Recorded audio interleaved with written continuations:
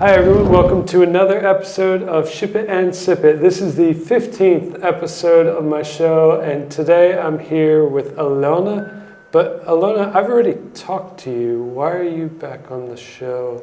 What are we going to talk about today? Today's questions is my business. Oh no, this is very scary. I need a beer. Deal? Deal. So, today we have an unexpected hero, John McTavish. Head of content creator, a great teammate, and a great author. Wow. But who are you, John McTavish? Who is John McTavish? Who is John McTavish? This is an internal question that I'm always trying to answer. So you can try now. Let's see, what does my Twitter bio say? Something about running, writing. I used to be a chef at one point in my life. I'm a lot of things, and I'm really interested in, here at Paralect, I get the chance to tell people stories, and that's the most interesting part of my job in different formats, in this show and on the blog, and through that I get to better show the world what we do. Great. So we've prepared this episode for you, asking each hero you've met during 2021 to ask only one question for you. Oh, I'm excited Yeah. and a little scared. Don't be afraid. Really. So there are lots of questions. I'll try to ask one by one. Sure. One question is regarding your general experience. You've lived in different countries. Now you live here. And what was your path? How did you get here? Oh, that's a very long story. I studied in Lithuania when I was in university, just for 4 months. But when I was there for one semester, I met another college student there who is from Belarus, from Minsk, and we started a very long and interesting and happy relationship together. So eventually we got married, and we lived together in America, and we lived together here, and then we lived together in America again, and now we're back here again. So yeah, we've been through quite a few journeys, and we enjoy living in both places, obviously, but you have to choose one, and for now we've been living in Belarus for the last 4 years, 4.5 years. I know that you've changed not only countries, Mm-hmm. but jobs as well. Mm-hmm. Very different types of jobs. Right. How did you get into the content creation? So the last time we moved back here, I was teaching English, and very often for people who are native speakers of English and are teachers in Minsk, you're asked to go to tech companies and teach classes within the companies because they tend to pay the highest rates, right? So I started sort of growing my network there, and eventually my wife was actually working in a startup, and she was asking me to check the copy on a lot of their marketing copy, on their blog posts, on their ads, on all their different stuff that they were publishing in English. And eventually the team just said, hey, you know, why don't we just talk to John and maybe see if he's interested in coming on board. It was a very small team. It was a very great way to get into tech here or anywhere, is to get in to a startup at the very early stage. When the team is very small, I got to sort of talk with the founders every day. We sat at a desk not very much bigger than this, and sort of made the marketing plan, made the content plan, and worked very hard together to launch that product. And eventually I found my way to Paralect, where we are not a tiny team, but we do launch a lot of products. So it's a perfect fit, I think, for me. Yeah, great. And you, as American guy, you've spent a lot of time in Belarus. Is there any character from Belarusians that you'd like to borrow? I feel like I've sort of just absorbed them now, most of them. I don't feel so American anymore. I have to remember to smile more often because, Who smile more often? I have to remember as an American that I should smile more often than people in Minsk in general who are from Belarus. I guess I would like to absorb some more of the sort of technical prowess in terms of ability, engineering ability, design ability.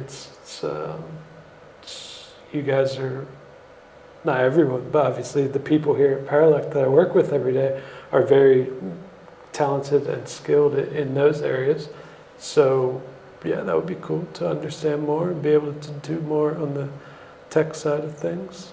It looks like this choice is predicted by the domain where you work, the company you work in. Sure, yeah.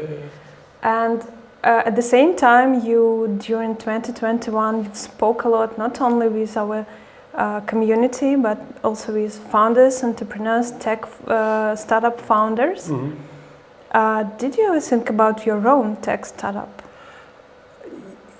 Not very seriously. There are some times when you know I have an idea and think it would make a cool startup, but I'm not sure. It's a big challenge. It's a big risk. I think in the right circumstance it would be interesting. But I also really love being part of a team and not really being at the top of the team, but being part of the team and working together. I guess I'm just not mentally sort of ready to accept that much responsibility. Maybe that's my blocker. Okay. One of your heroes asks, just imagine, if you have your own startup, what kind of content strategy you'd like to choose for your own startup? Well, that's an interesting question. I think that basically the build in public thing is really popular. It's hard, I think, for people to wrap their heads around doing it consistently enough in order to really get the rewards of it. So one of the interesting approaches that I've sort of found recently, I think it was from the guy who runs the Animals blog. It's not about just writing a blog post and then trying to share it on the different channels like LinkedIn, Twitter, Facebook, whatever, and share that same idea. You actually want to sort of frame your ideas for each channel, and then if that grows into a blog post, then that's fine. So I don't know, there are very many different ways to do it. I think podcasting and interviewing is still hugely popular, and it's a very fun format for getting content out there. And as we do, you can get sort of shorter pieces of content. It looks like a revolution because nowadays everyone has his own radio and own TV channel. Sure, yeah, and there's room for all of us. You know, when you work in marketing, you sort of think that everybody's a creator, but when you sort of take yourself out of that bubble, you realize that the vast majority of the world doesn't publish very much content. Yeah, that's it.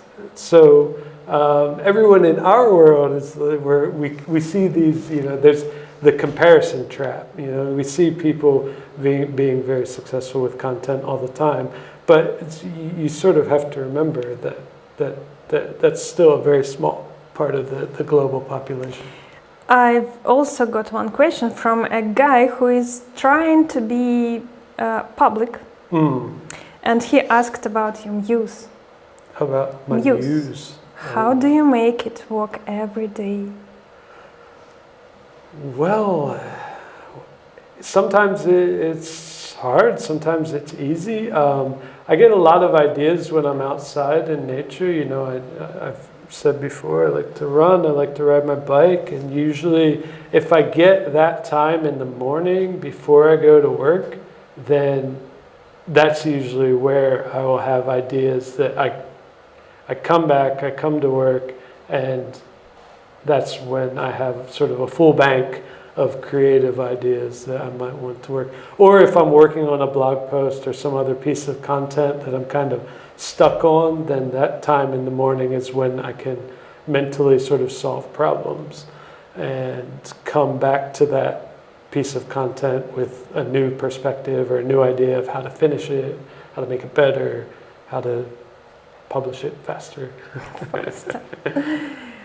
What's more easy, to ride 100 kilometers on bike or to convince a developer to give an interview to you? They're both pretty easy so far in my experience. I've had 4 developers on the show in total, if we include Igor, the CTO, and they've all, pretty much said pretty quickly that they would be willing to do it. And also a 100-kilometer bike ride, that's just like a day of fun. Okay, do you remember how many times during 2021 you were sitting in front of the camera?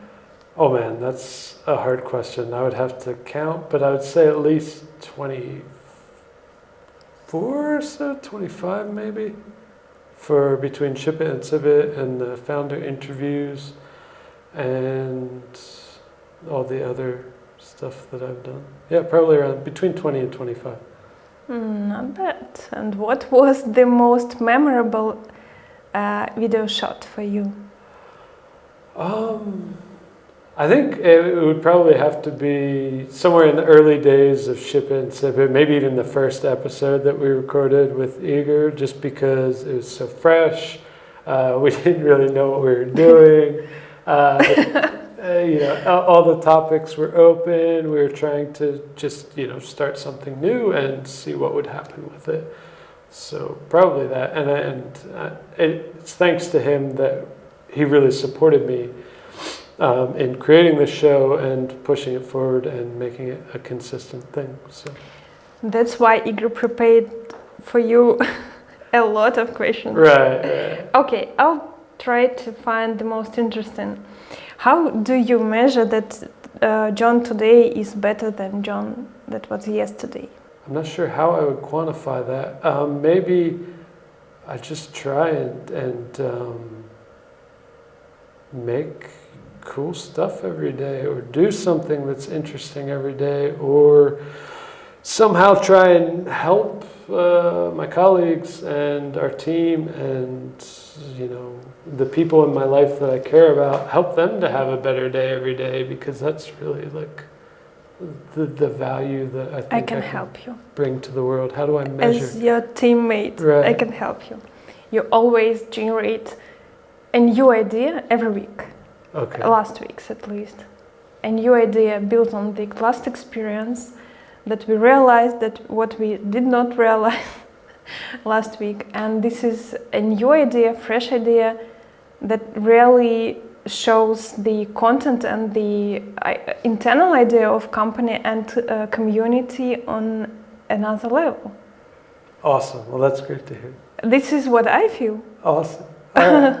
then I'm doing better every week at least, if not every day. Okay. How do you think the future of creative economy would look like? Oh, the future of the creator economy is, recently, Mark Zuckerberg said that we're all going to be in VR worlds and playing poker in outer space, but that looks like a little lame to me. I'm not really looking forward to the metaverse. So hopefully there's something better than that in the future of the creator economy. I think that what's already happening, it doesn't have to be with Web3, although that will help with what DIP is building. But there's already sort of a lot of community support of creators in so many different ways. So I listen to a lot of different podcasts, and whether it be running or cycling or marketing or product or startup, everybody has sort of built a value delivery mechanism, and around that comes an audience, and somehow they're being paid for that. And that's exciting to see, that people are being able to monetize what they're passionate about in different formats, whether it be blog posts, podcasts, programs, conferences, all these different ways. And digitally, it can become NFTs and all these other different forms, but it's already happening. You know, people are finding passionate audiences to support them in creating what they love. And that's, I think, the end goal of the creator economy. And do you think it will be more easier to find passionate people because of they missed during the COVID, during the lockdown? Sure. I mean, I think the digital audience is more important than ever. But I think once, you know, hopefully on the other side of this pandemic, man, travel is going to be huge. I think conferences are going to come back in a big way. Like going to a cool concert even sounds like super exciting because, you know, when was the last time you did that and felt like okay about it? Maybe you've done it recklessly, but when was the last time you did it in a sort of safe way? So I think there's still space for both offline and online formats going forward. And what are your plans? Long-term, short-term plans? For content and for your, just regarding your professional sphere? Man, that's a tough question. I generally just want to get better, as you said, at bringing ideas and doing what we want to do together at Paralect better, and bring more value and grow our audience together. On the personal side, I've, you know, thought about my own blog or my own, you know, sort of content stuff before, but every time I start, I realize like, this is what I do for work. So I feel like I need a disconnect, right? If it's going to be my job most of my time during the week, then I don't want to spend my evenings doing it too. It's because of the topics you choose for your blog? No, it's just that I just don't want to spend more time in front of the computer, honestly. No. Like, I just want to I'd rather go in the kitchen and cook something or go outside and be in nature or just sit at a table and have a discussion and a beer with someone. You used to cook for a long time. I did. I still do cook very often. My wife is very happy about it. Okay, let's imagine what if you have only $10 and need to prepare romantic dinner? What will you do? $10 romantic dinner. Oh, I could make some nice. Oh, risotto. Everybody here loves risotto. Yeah. It's very hard to cook, but it takes a while. If you're cooking together, it's a nice thing to cook with someone else because you're both sort of in the kitchen, you know, stirring and stirring and stirring. You have a lot of time to have some wine and have a discussion. And, you know, risotto can be cheap. You can add mushrooms and onions and garlic and a little chicken, and you're well under. A little bit more details because somebody would like to prepare. To make risotto? A recipe, please. Oh, okay. I'm joking. Yeah. Really. So, yeah, I think good food doesn't need to be expensive. I'm really all about like buying what's in season, what is fresh. I buy mostly vegetables, fresh meat if I want some meat. We don't need a ton of meat, but it doesn't need to be expensive. Okay. How do you feel yourself as a hero of your own show?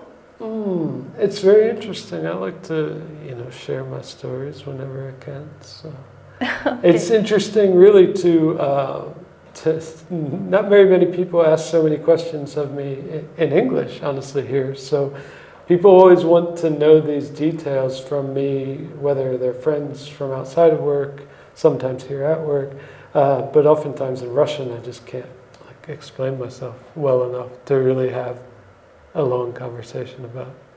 Okay. Thank you for the conversation today.